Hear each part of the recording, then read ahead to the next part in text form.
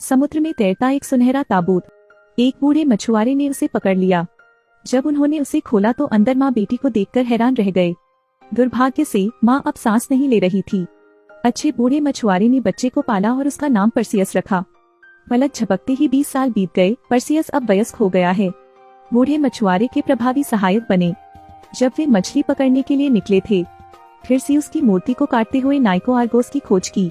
प्रतिमा गिरने के ठीक बाद तेज आवाज सुनाई दी। भारी मूर्ति समुद्र में गिर गई। पहाड़ की चोटी पर सैनिक जय जयकार करने लगे, राजा और रानी के नाम पर। यह पता चला कि वे ज़्यूस को चुनौती दे रहे थे।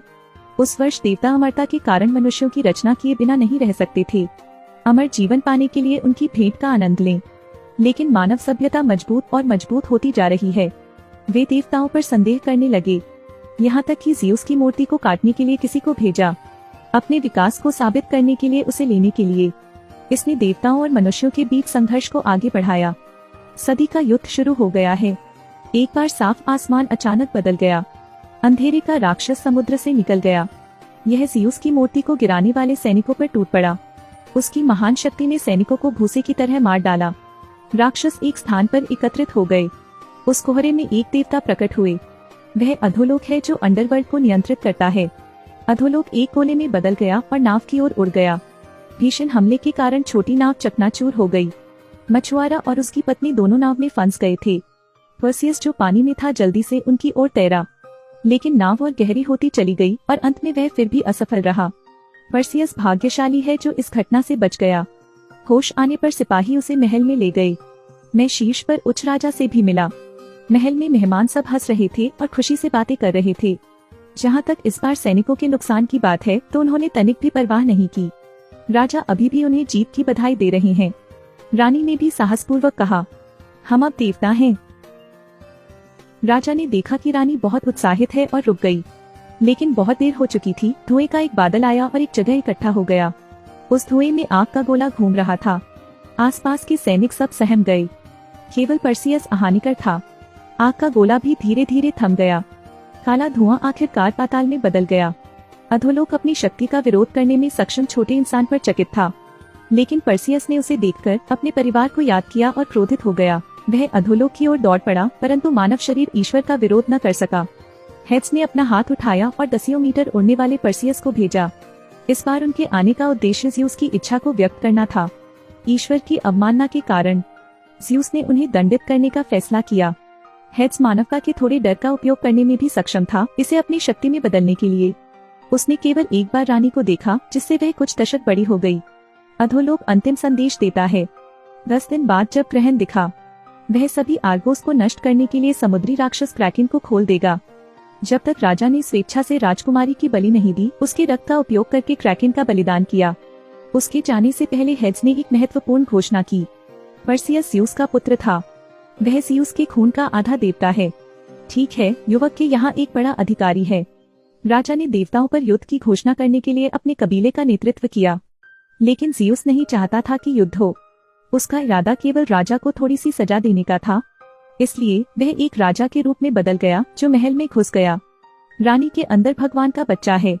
राजा को पता चला और वह बहुत क्रोधित हुआ। उसने माँ बेटी को ताबूत में भरकर समुद्र में फेंकने का आदेश दिया और उसने भगवान को भी श्राप दिया और ज़्यूस द्वारा दंडित किया गया। तब से यह गायब है।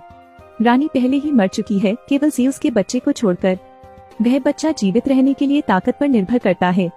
परसियस को एक बूढ़े मछुआरे ने पाला था। आज परसियस ही एकमात्र ऐसी आशा बन गया है जो मानवता को बचा सकती है। अब उसे स्टिक्स जाना था। वह चुड़ैल स्टाइलिश को ढूंढना चाहता था ताकि वह पूछ सके कि क्रैकेन से कैसे लड़ना है। बस क्रैकेन को मार डालो, पाताल की शक्ति कम हो जाएगी। हेड्स को मारने का यह सबसे अच्छा मौका था। तो जनरल ने कुछ बहादुर पुरुषों को परसियस के साथ स्टिक्स के रास्ते पर ले लिया। रास्ते में परसियस को उसके पिता ने बहुत मदद प्रदान की। उसे एक जादू की तलवार दो, उसे एक विशाल घोड़ा दो। जनरल ने उसे लड़ना भी सिखाया। इस समय परसियस पर हमला करने के लिए एक भयानक रूप वाला एक राक्षस दिखाई दिया। यह सेना पर हमला करने के लिए दौड़ा और फिर उपदेशों को मारना शुरू कर दिया। सौभाग्य से महान सेनापति ने समय रहते तलवार भगवान को बाहर निकाल लिया। राक्षस क्षण भर के लिए भयभीत हो गया। यह राजा निकला जो उस वर्ष गायब हो गया। उस वर्ष माँ और बेटे परसियस को समुद्र में फेंकने के बाद उसे ज़्यूस द्वारा बिजली से दंडित किया गया और एक मानवीय राक्षस में बदल दिया गया। अधोलोक ने उसे पाया और उसे कुछ दैवीय शक्ति प्रदान की। जब तक वह पर्सियस को मार सकता है, वह अपने आम दुश्मन ज़्यूस को मारने में उसकी मदद कर सकता है। अब तक हेड्स ने केवल खुद को ज़्यूस के अधीन दिखाया है। वह संतुष्ट नहीं था क्योंकि वह हमेशा अंधकार में नरक में था और ज़्यूस मानव जाति की प्रशंसा का आनंद लेता है। भागते कैलिपोस का काफी खून बह रहा था। सुनहरी रेत के साथ मिश्रित काला रक्त एक बहुत बड़े बिच्छू में बदल सकता है। इसकी पूंछ और लोहे के शरीर ने इसे इस रेगिस्तान का शासक बना दिया। सभी तलवारें लेकर उसकी ओर दौड़ पड़े, लेकिन विशाल पंजा द्वारा उड़ भेजा गया था। एक योद्धा भागना चाहता था, लेकिन उसकी पूंछ से उसकी छाती पर वार कर दिया गया। खतरे के समय महिला योद्धा साथी ने तुरंत चाबुक से उसकी पूंछ काट दी। सबके समन्वय से सेनापति ने तलवार उठा ली, फिर सीधे बिच्छू के शरीर से होकर। राक्षस कुछ देर तड़पता रहा, फिर रुक गया, लेकिन इससे पहले कि वे खुश होते, दूसरे बिच्छू प्रकट हो गए। उन्होंने सेना को घेर लिया। जैसे ही उन्हें लगा कि मृत्यु निश्चित है, बिच्छू अचानक रुक गए। रेगिस्तान में एक जिन है जो उन्हें नियंत्रित कर रहा है। पर्सियस अपना धन्यवाद व्यक्त करने के लिए आगे बढ़ा, लेकिन अब पर्सियस को अचानक दर्द हुआ और वह जमीन पर गिर पड़ा। पता चला कि बिच्छू का जहर उसके शरीर में घुस गया था। सौभाग्य से जिन ने उसकी मदद करने के लिए काले जादू का इस्तेमाल किया, जिनका उद्देश्य ज़्यूस के शासन को उखाड़ फेंकना है। इस प्रकार उन्होंने बिच्छुओं को पर्वत के समान वश में कर लिया। रेगिस्तान पार करने के लिए समय कम करने में उनकी मदद करें। जल्द ही वे किंवदंती की चुड़ैल को देखकर स्टिक्स पहुंचे। वह उन्हें बताती है कि क्रैकन की कोई कमजोरी नहीं है। क्रैकन को पत्थर में बदलने के लिए एक हथियार बनाने के लिए मेडुसा के सिर को काटने का एकमात्र तरीका है। साथ ही उन्होंने एक भविष्यवाणी का भी खुलासा किया। यदि वे अपने मार्ग पर चलते रहे तो मृत्यु उनका इंतजार करती है। उस खतरे का सामना करते हुए बहुत से लोग हार मान लेना चाहते हैं। केवल शोगुन और जिन ने स्वेच्छा से जारी रखने के लिए कहा। जल्द ही वे लेक स्टिक्स पहुंचे। फेरी वाले की मदद से वे अंत में मेडुसा की खोह तक पहुंचते हैं। वह मेडुसा है। जो भी उसकी आंखों में देखता वह पल भर में पत्थर की मूर्ति बन जाता। इस समय तक पर्सियस कारवां उसके स्थान पर पहुंच चुका था। बर्बर हंसी अंधीन रूप से गूंजती रही, जिससे उनकी नसें तन गईं। अचानक कहीं से एक तीर उड़ गया। कुछ लोग चट्टान से गिर गए। सौभाग्य से पर्सियस ने तुरंत पत्थर के स्तंभ पर चाकू से वार किया और नीचे नहीं गिरा, लेकिन अभी भी कुछ लोग ऐसे हैं जो वहीं गिर पड़े और अपनी जान गंवा बैठे। शोक करने के लिए समय के बिना पर्सियस ने तुरंत सभी को जल्दी से कार्य करने का आदेश दिया। एक नायक जांच के लिए आगे बढ़ा, लेकिन जैसे ही उसने अपना सिर घुमाया, उसे मेडुसा ने पत्थर मार दिया। अपने भाई को मरा देख उसकी चीख नहीं रुक रही थी। अगला सेकंड भी एक मूर्ति में तब्दील हो जाता है। मेडुसा की मुस्कान पूरी गुफा में गूंज उठी। पर्सियस ने महसूस किया कि मेडुसा आ रहा है। उसने जल्दी से जिन को एक तरफ खींच लिया, फिर अचानक उसका ध्यान आकर्षित करने के लिए बाहर निकली। पर्सियस पागलपन से बाहर चला गया और मेडुसा ने अंतहीन पीछा किया। जिन भी तेजी से बाहर निकला, लेकिन तलवार कई पैमानों को छूती थी। मेडुसा की पूंछ जिन के शरीर के चारों ओर कसकर लिपटी हुई थी, लेकिन जब उसने जिन पर अपनी शक्ति का इस्तेमाल किया तो उसने केवल उसे तिरस्कार पूर्वक मुस्कुराते हुए देखा।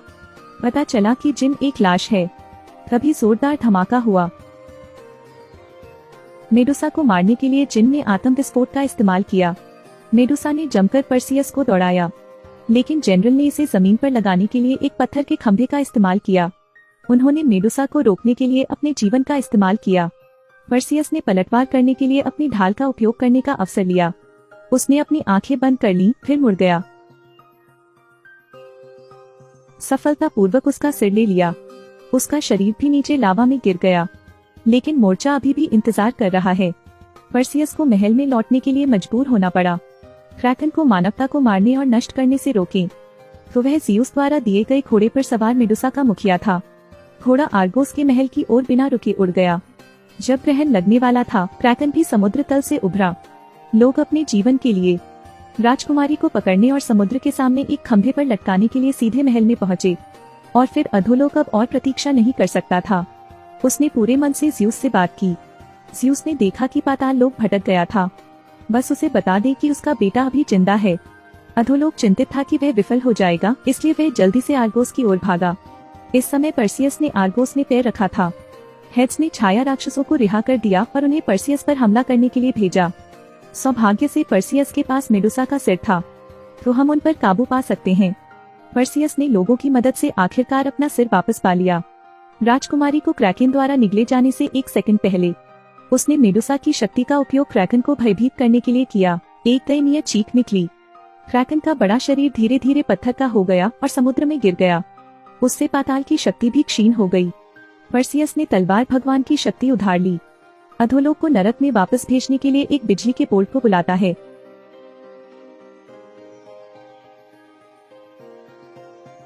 कहानी समाप्त हो गई है। राजकुमारी को परसियस ने बचा लिया था। परसियस ने राजा के रूप में बने रहने के निमंत्रण को अस्वीकार कर दिया। नहीं, वह ज़्यूस के साथ ओलंपिया लौटा। वह दुनिया में रहना पसंद करता है, जिससे वह प्यार करता है उसके साथ रहता है। ठीक है, आज का वीडियो यहीं समाप्त होता है। अगर आपको यह कहानी पसंद आई है, फिर लाइक और शेयर करना न भूलें। मिलते हैं अगले वीडियो में।